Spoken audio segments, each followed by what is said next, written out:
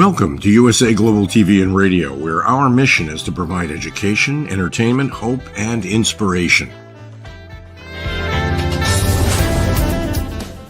USA Global TV and Radio connects you with experts and audiences all around the world every single day to help you succeed in business and to live a richer life. Visit us at usaglobaltv.com to learn about career and life-changing training and mentoring programs like the Listening Mentor. Subscribe to our newsletter to stay informed about our special programs and offers. Discover how you can become a guest on one of our shows or a host or producer of a USA Global TV and Radio show of your very own. That's USA Global TV and Radio, where the doctor is always in.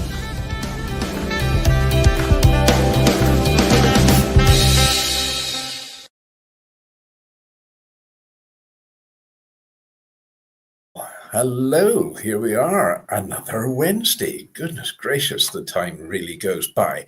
So, shall I say hello, good morning, good afternoon, and good evening, wherever in the world you are. You're watching USA Global TV and Radio, and this is the UK News and Culture Show. It's number 141, nearly as old as I am. So, bringing you the news and features from the UK, I am Simon Macdonald, and I am here sitting in Scotland just now. It's getting dark, the clocks have changed, so winter is setting in. Anyway, today our regular host, DIANN FLOYD is on her travels, so I'm afraid she's not going to be here. And also royal photographer and co-presenter HELENA CHARD, she's out on an assignment today. So, I hope it's not as cold where you are, HELENA, as it is here. And I'm quite sure where DIANN is, it'll definitely be warmer than it is in Scotland, but there we are.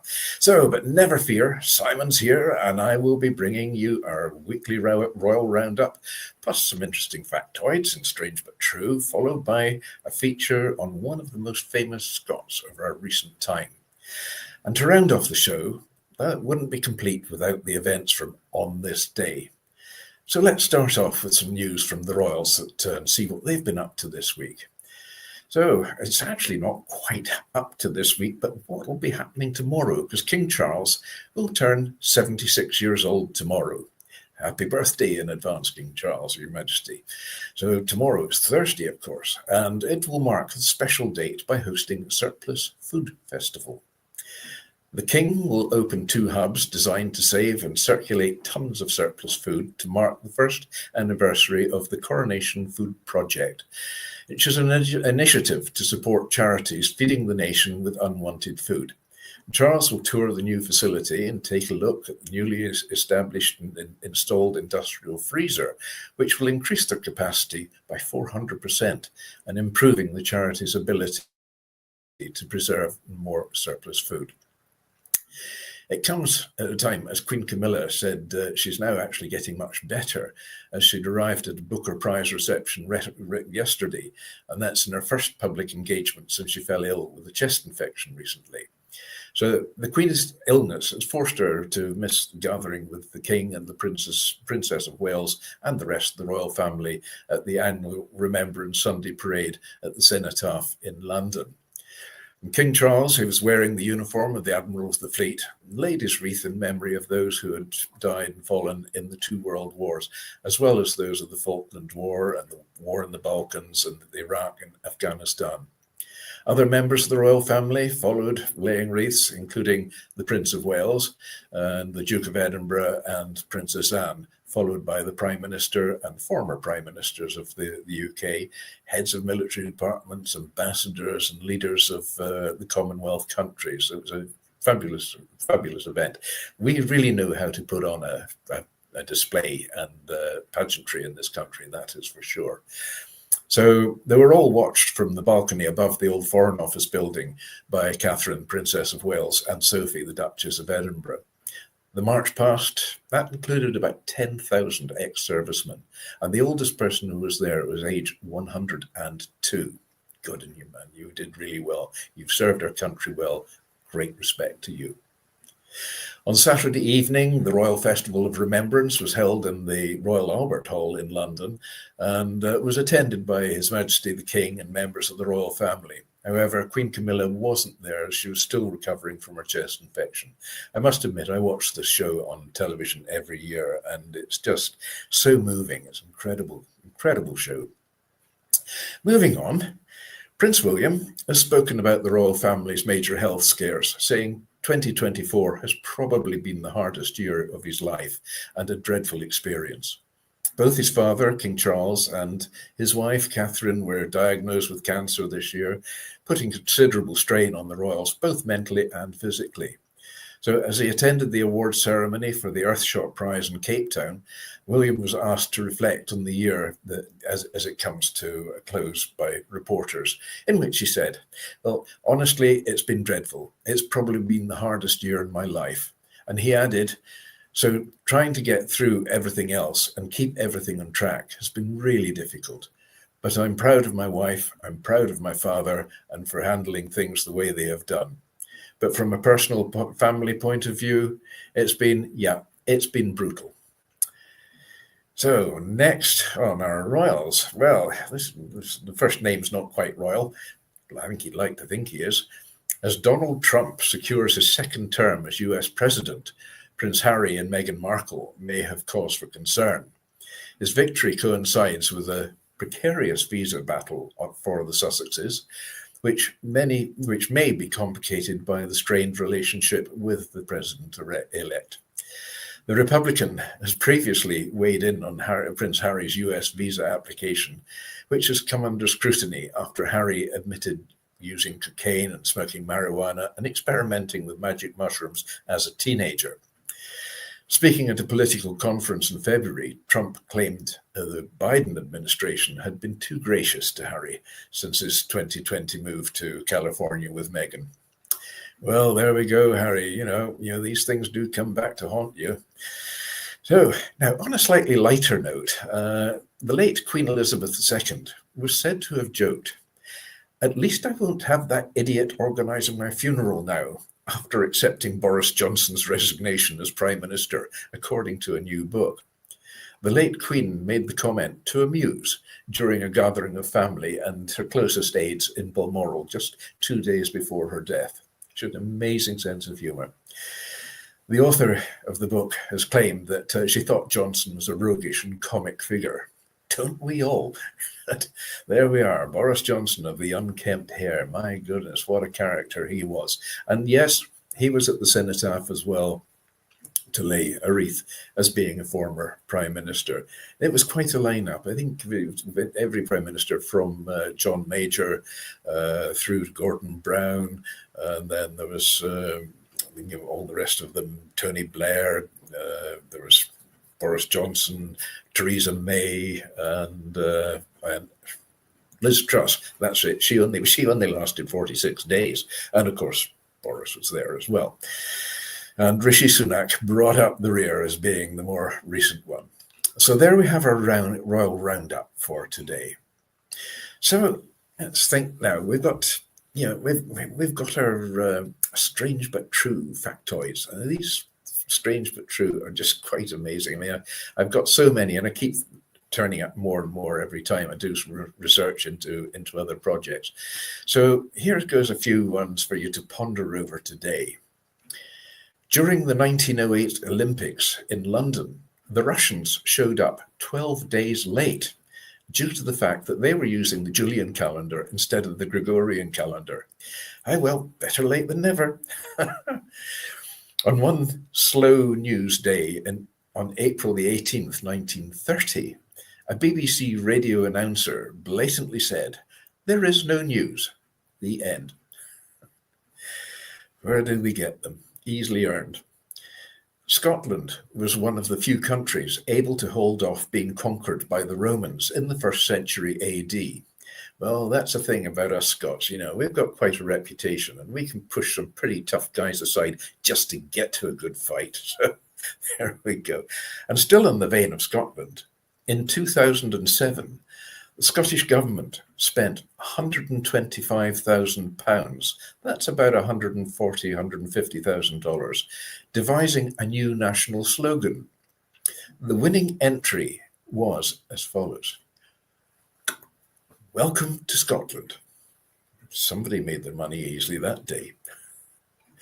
Now, there's a town in Nebraska called Monowi with a population of 1. The only resident is a woman who is the mayor and the bartender and the librarian. I wonder if she's the mechanic at the garage as well. Dear, oh dear. During World War II, a US naval destroyer won a battle against a Japanese submarine by throwing potatoes at them. The Japanese thought they were grenades. Oh dear. Were they boiled or half-boiled? I don't know. There we go. So that's the factoids for today. Strange but true, but there they are. They are true.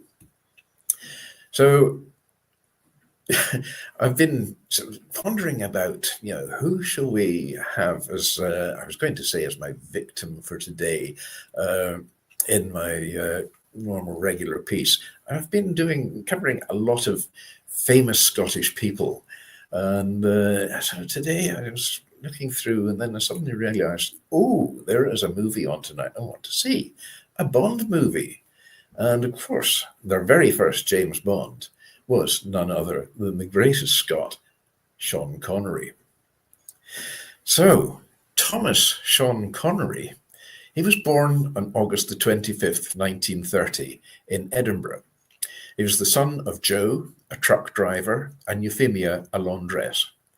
Now, Connery had a modest upbringing in a neighbourhood known as the Street of 1,000 Smells, and that came from the stench of the local rubber mill and several breweries that filled the air.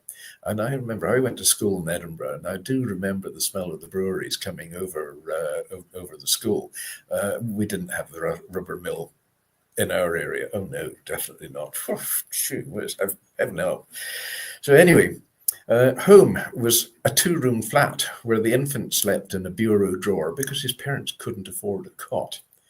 Now, Joe brought home only a few shillings a week, and those were often spent on whiskey and gambling. Known as Tommy, Connery grew up in the streets along with the local kids playing street games, and some of them were pretty tough.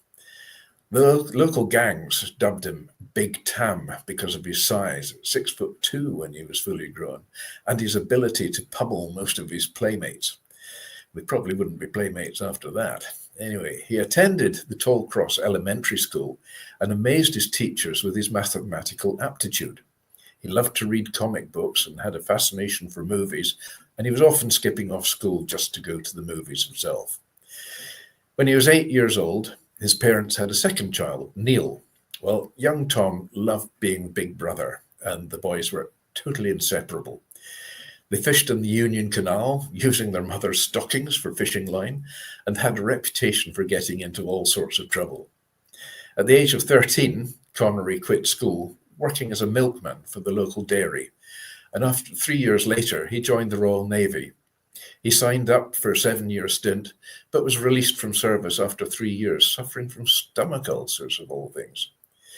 Back home, Connery took assorted jobs, shoveling coal, laying bricks, polishing coffins even, and posing as a model at the Edinburgh Art School. For months, he skimped and saved to become a member of the Dunedin weightlifting club. It's not so much to be fit, but he wanted to look good for the girls. The local ladies, or the lassies, were impressed. So were his fellow gym mates, who nominated him for the Mr. Universe contest. So in 1953, Connery travelled to London for the competition. He boldly introduced himself to the judges as Mr. Scotland, and he was chosen third in the tall men's division and won a medal. But that wasn't all. A casting director in attendance liked the Scottish kid and asked him to join the chorus of a new production in the Rodgers and Hammerstein musical South Pacific, which was playing in London. One rehearsal was all it took. He was hooked. He decided then and there to make acting his career. And he chose the stage name of Sean Connery, using his middle name. So over the next few years, Connery was cast in numerous films and television programs, but his lack of education worried him, and so he began reading classics, including Proust and Tolstoy and Joyce. This, however, did not soften his street instincts, and while filming Another Time, Another Place in 1958 with Lana Turner, Connery got into a brawl on the set with Turner's boyfriend, Johnny Stompanato.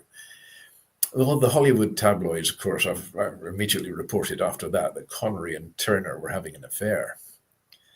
Now, Sean liked his reputation for being a rugged ladies' man, but that changed in August 1957 while he was filming a TV show, and he met an Australian actress named DIANN Cilento. She was married at the time, but Connery's attraction to her was undeniable. At first, Cilento felt nothing for her castmate. He seemed like a man with a tremendous chip on his shoulder, she remarked. In 1959, just after Connery's career was taking off, Cilento contracted tuberculosis, so he turned down a big break in the Charlton Heston film El Cid to be closer to her while she recovered. And the decision, well, it didn't hurt his career. In fact, 20th Century Fox Studios came calling with a contract, and Connery made several films in Hollywood as a result. When the contract was up, he had another stroke of luck. The producers, Harry Schultzman and Albert Cubby Broccoli, cast him in the lead as a spy movie on one of the series of Ian Fleming's novels, Bond. James Bond was born. The 1962 film Dr. No was the first of what would become the highly successful franchise of 23 Bond movies. 2 sequels were released immediately. Firstly, there was From Russia with Love in 1963, and then Goldfinger in 1964. Then, of course, there was Thunderball in 1965, and You Only Live Twice in 1967. Sly, sexy, and confident, with questionable scruples, Connery as Bond was the embodiment of the British secret agent to many, even if he did have to wear a toupee to cover his prematurely balding head. He was signed up without a screen test. And Connery had a notable non-Bond role in Alfred Hitchcock's psychological thriller Marnie in 1964, along with other projects like The Hill in 1965, Shalako in 1968. And he declared his last role as a Bond in 1971's Diamonds Are Forever, with the part taken over by Roger Moore in 1973's Live and Let Die. His acting career now cemented, Connery decided it was time to settle his personal affairs as well. Diane was now divorced, and the pair wed secretly at the Rock of Gibraltar in November 1962, while Connery was filming From Russia with Love. They honeymooned briefly in Spain before the actor returned to the States in a flood of publicity. And Connery, he thrived on the attention and adoration, but Connery had a tendency to go just too far in the interviews. For example, he told a London newspaper his opinion on hitting women. An open-handed slap is justified, he later told Playboy. I don't think there's anything particularly wrong about hitting a woman if all alternatives fail and there's plenty of warning, he carried on in another interview.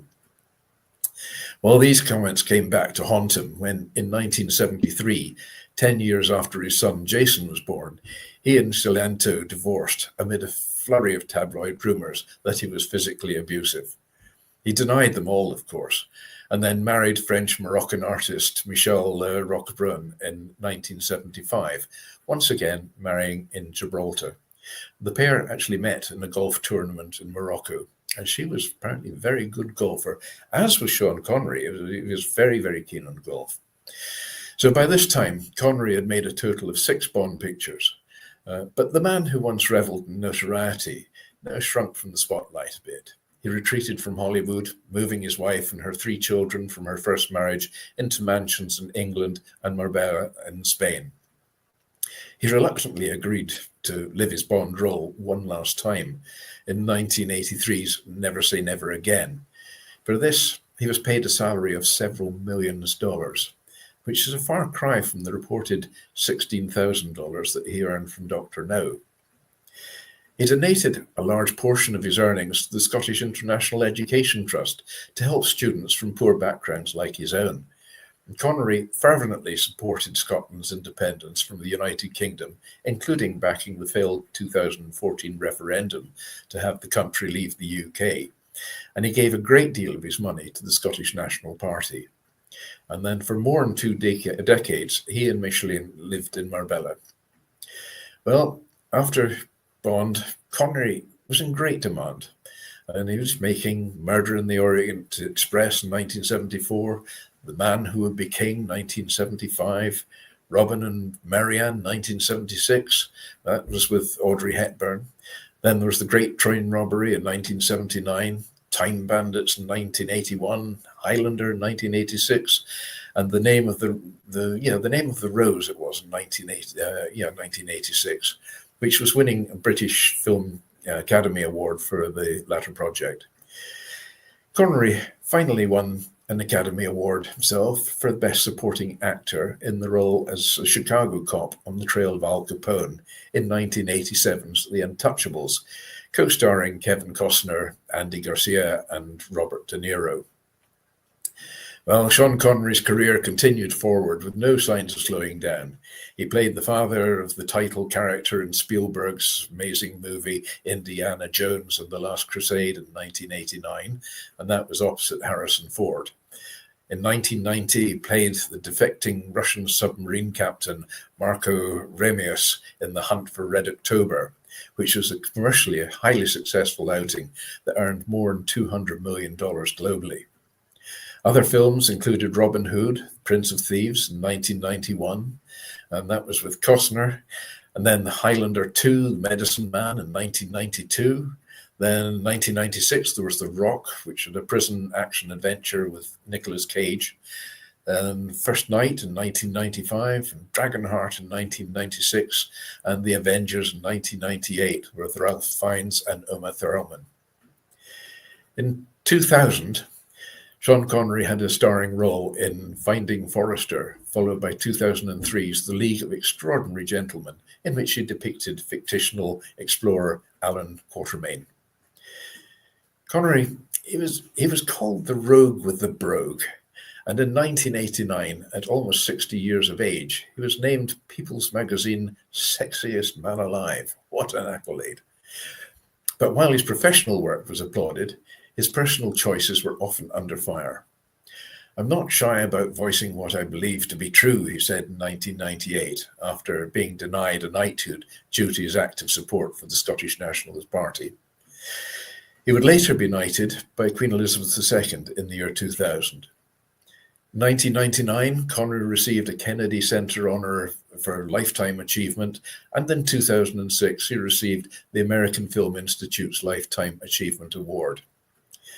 2008, Sean Connery released the book Being a Scot, which was a work which was billed as an exploration of the actor's native country, and it ideologizes, there's a long word today, more than a traditional autobiography.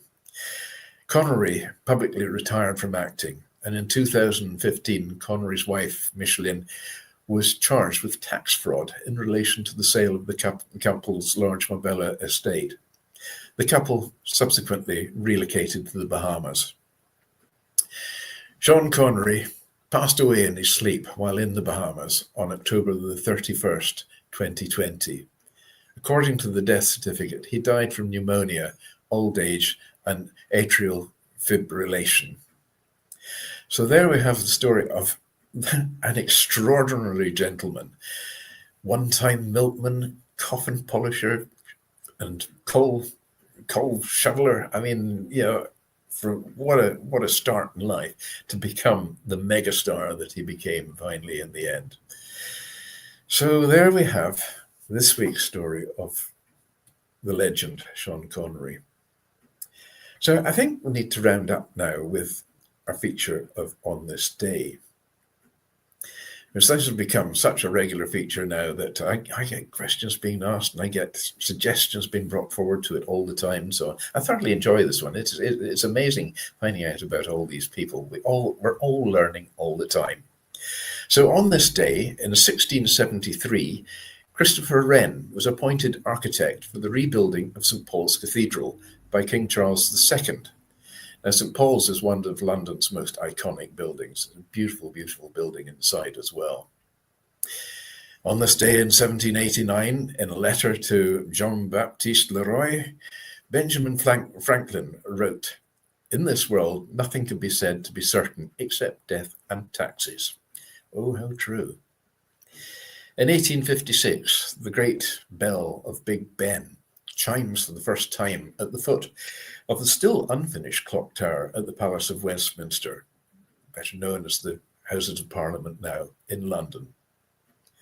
Then in 1995, on the Bond theme, GoldenEye, which was the 17th James Bond movie, was released, starring Pierce Brosnan for the first time as 007.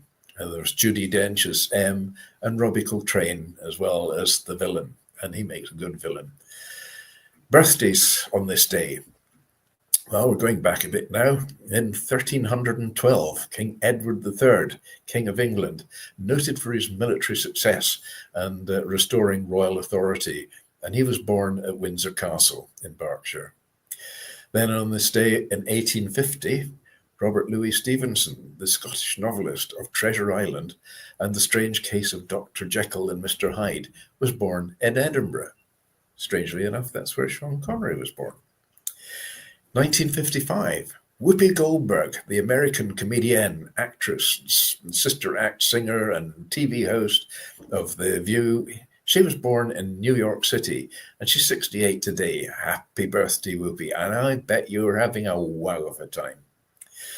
So, deaths today. Well, in 1868, Gioacchino Rossini, the Italian composer of the Barber of Seville and the William Tell Overture, died at the age of 76.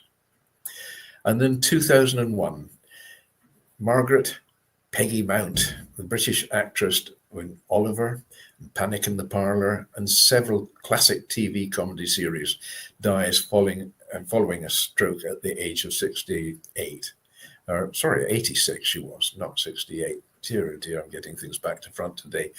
So that's all the events of on this day. I don't know about you. I've been musing while I've been reading this today about the favourite Bond movie and the favourite Bond for that matter. There's all sorts of thoughts. I mean, there have been quite a number of Bonds. I mean, there was Sean Connery, even David Niven as well, in the first Casino Royale, which was more of a sort of spoof on James Bond. So we had Connery, David Niven, George Lazenby. Now, he was his original claim to fame was he was in an advert for Fry's milk chocolate, and he was known as Big Fry. Then there's Roger Moore, of course, who played quite a number of them, and then Timothy Dalton. Now, I've met Timothy Dalton and his parents as well. They had a beautiful villa in the Algarve in Portugal. I spent a lot of time back and forth from the Algarve, even had a business there. So they were down there, and I got invited to a barbecue, my people and friends in South Africa. It's a braai. And we had a wonderful time. An exceptionally nice person. His parents were really lovely as well. Then we had Pierce Brosnan, who was actually Irish, but Pierce Brosnan, I thought, actually made a very good Bond. And then finally, of course, we had Daniel Craig. Daniel Craig's last movie is finished just not so long ago. We're waiting to find out who is going to be the next James Bond. And there's all sorts of rumors going around and thoughts going around. And there are even people suggesting it's maybe time that we had a female Bond. Well, James, would it be Janice Bond? It doesn't quite have the same ring about it somehow. But there we go. You just never know. In this day and age, anything can happen. So as far as favourite Bond movies go, I wonder, I loved Goldfinger. I think, Goldfinger rates highly for me. The cars in it were wonderful as well. I mean, that Rolls Royce that Goldfinger had, that car actually had belonged to my old housemaster at school. I was at Merchiston Castle in Edinburgh, and it belonged to my housemaster there originally. It was just such a beautiful, beautiful car. So there we are. And the original Bond Aston Martin as well. I mean, that has become quite an icon as well, and has appeared in films since then. Last time it appeared, I think, was in Skyfall. and then it got blown to bits. But the car still lives on, though, and it's one of the most valuable cars in the world. So I still think that, I think Goldfinger, to me, is the most iconic of all the Bond films. And Sean Connery, impossible act to follow. There's been some very, very good ones. In fact, they've all been pretty good. But Sean Connery, he's your man, as they would say. So that really brings us towards the end of today's show. I've thoroughly enjoyed being here and sitting in, filling in for everybody. And, hopefully next week we'll all be back together again as one big unit with DIANN and with Helena as well. And look forward to seeing them again. So thank you for watching today as well. And I'll give you this one parting thought before I leave. The sky, it's not the limit. Not when there's footprints on the moon. Thank you and good night.